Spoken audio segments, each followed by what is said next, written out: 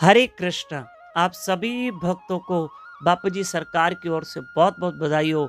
आज जगन्नाथपुरी में भगवान जगन्नाथ जी की भव्य रथ यात्रा है।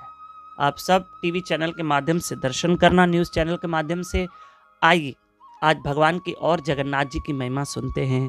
जगन्नाथपुरी में ही भगवान का एक भक्त रहता था, दीन कृष्णदास। दीन कृष्णदास वे उड़िया भाषा में जगन्नाथ जी के लिए कविताएं लिखते थे और पद लिखते थे। भगवान जगन्नाथ की महिमा में बड़े सुंदर पद गाते और उनकी कविताएं लोग गाते थे, सुनते थे। दीन कृष्णदास की इतनी कविताओं में भाव होता था।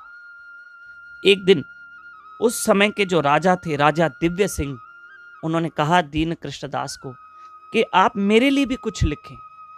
तो दीन कृष्णदास ने कहा, राजा मुझे क्षमा करें, मैं जगन्नाथ जी के सिवा किसी और के लिए नहीं लिखता हूं, मैं उन्हीं की महिमा गाता हूं। तो राजा को क्रोध आ गया और उन्होंने दीन कृष्णदास को कारागृह में डाल दिया।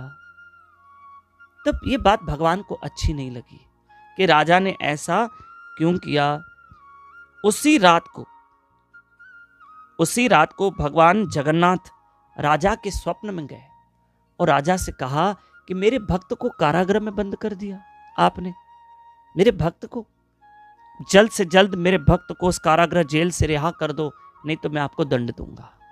राजा स्वप्न से उठा, नींद से उठा, डर गया और अंदर कारागृह में देखा तो क्या देखा कि दीन कृष्णदास जगन्नाथ जी की महिमा गा रहे हैं और उनके हाथों की बेड़ियां, पैरों की बेड़ियां, हाथों की हथकड़ियां सब खुल गई, खुद ब खुद खुल गई थी। अर्थात भगवान जगन्नाथ ने आके अपने भक्त के सारे बंधन खोल दिए।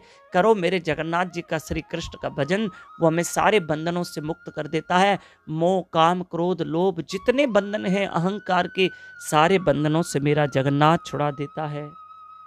और राजा दीन कृष्णदास से माफी मांगने लगा, कहा मुझे क्षमा कर देना, क्षमा कर देना, क्षमा कर देना। तब दीन कृष्णदास मुस्कुराने लगे और कहने लगे, प्रभु इस राजा ने तो मुझे कारागृह में डाल दिया, पर आपने मुझे मुक्त किया।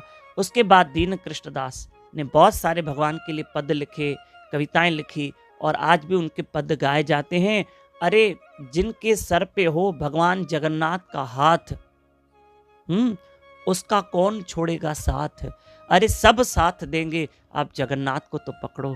जय जगन्नाथ, जय जगन्नाथ, जय जगन्नाथ। धन्यवाद।